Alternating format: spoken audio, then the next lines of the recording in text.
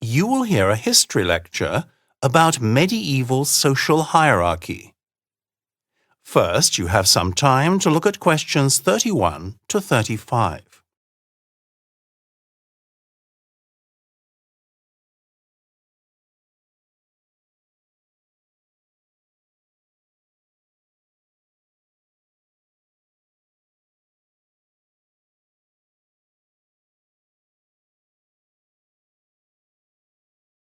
Listen carefully to the first part of the lecture and answer questions 31 to 35.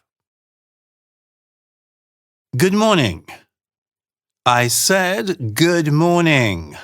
Settle down, please. Thank you. Welcome to Medieval History 101. Today I'm going to start with a brief outline of the medieval social system, which I'm sure most of you, even if you haven't studied medieval history before, have some sketchy notions about. Knights in shining armor, chivalry, jousting tournaments, huge banquets in castles, courtly love, troubadours, and all that sort of heritage malarkey. You don't need me to tell you that these rather romantic ideas of the period come nowhere near being an accurate picture of life for the majority of people during this period. Also, bear in mind we're dealing with a large chunk of history from, say, the 600s, which you'll probably think of as the Dark Ages, up to the late 15th century. You will have also heard of feudalism as the social system which prevailed in medieval times, and the various classes that composed it: nobles, serfs, vassals, peasants, and so on. And of course, at the top of the pile, the king. I want to clarify first what these various classes in society were, what they did, that is, their duties and obligations, and where we can place them in the pecking order, as it were. Take vassals, for example. You might think from the way the word has come to be used that vassals were much the same as serfs. Indeed, one of the definitions in the dictionary is serf, along with flunky, inferior, menial, and subject. Yet in reality, vassals were often knights, which is the social class just below nobles. So, if you were to draw a diagram of the social classes, vassals would be on a par with knights. They had a mutual obligation with the lords or nobles, which included military support and mutual protection in exchange for certain privileges, including land held as a tenant. The king, or should I say the monarch, because there were queens as well, was top dog, in a class of his or her own. However, the nature of the feudal system meant that the monarch didn't really govern the country. This was done largely by lords and barons, who administered their own, often very large, estates, dispensed their own justice, minted their own money, levied taxes, and demanded military service from vassals. They often had bigger armies than the king. He was, in a sense, first among equals. In theory, he was the chief feudal lord. But in reality, the lords were supreme in their own territories. Many kings in this period were little more than figurehead rulers. From the top to the bottom, serfs made up about 90% of the population in medieval Europe. They were just normal village folk who worked the land of the manor. In return for protection and a place to live, serfs were required to farm the land and perform any other job the lord asked them to do. They were bound to the manor and could not leave without the lord's permission. Some say it was just like slavery. But serfs couldn't be bought or sold or traded like slaves. If 90% of the European population were serfs, what of the peasants? Is serf just another word for peasant? They are both at about the same level in the social scale, and the lives of both were extremely hard. Peasants were dirt poor, their living conditions terrible. Unlike serfs, they were not granted land, a place to live and protection by a lord, but in some ways their lot was better, and they form a distinct class in medieval society. For instance, many of them were freemen, which meant they had some rights and were able to own land, and they didn't have to work on Sundays or public holidays. They could make just enough money to live on from their land by selling their crops, and may have worked in a trade.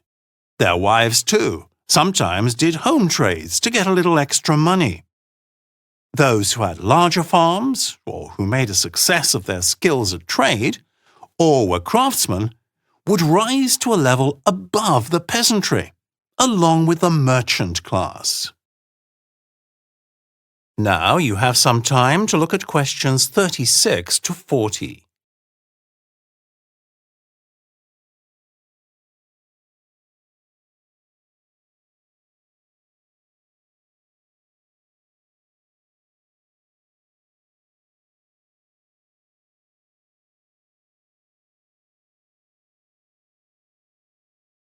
Now listen to the next part of the lecture and answer questions 36 to 40. So, was there any social mobility? Was the medieval social system as fixed and inflexible as we have come to imagine? By and large, yes. Though we shall look at some of the ways it was possible to improve one's social standing, in however small a way. One big idea stood in the way of social change. That is, the deep belief that there was order in the universe, that this was constant, and that society should reflect this order, with everyone and everything having its fixed place and role in the system like parts of a machine.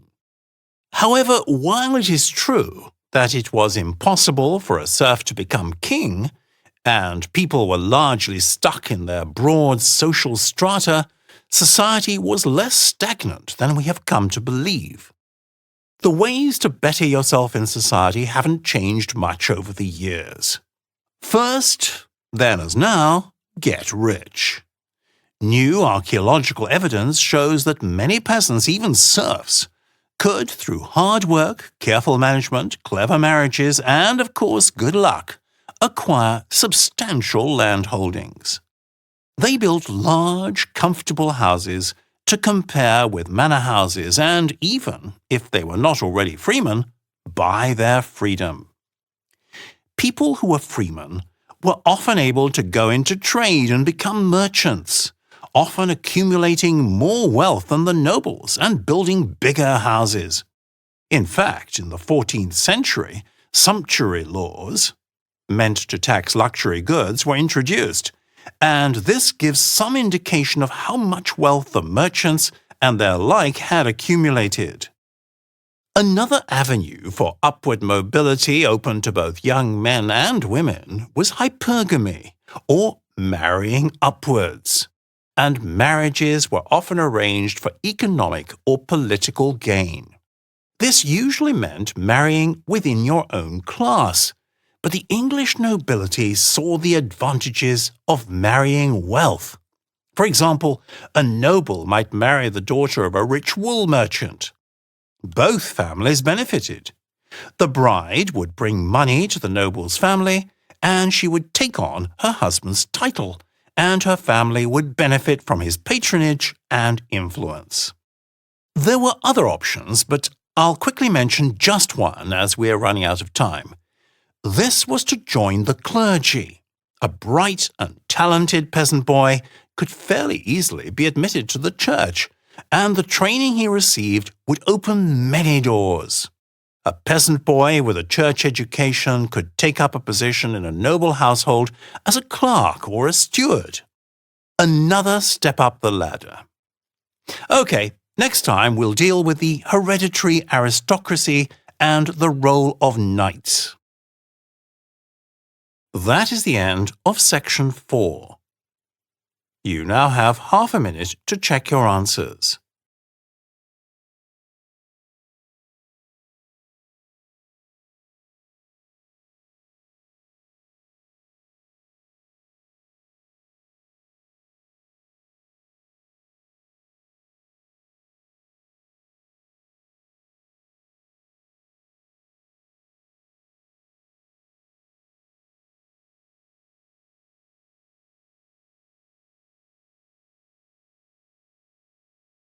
You now have 10 minutes to transfer your answers to the answer sheet. That is the end of Test 2.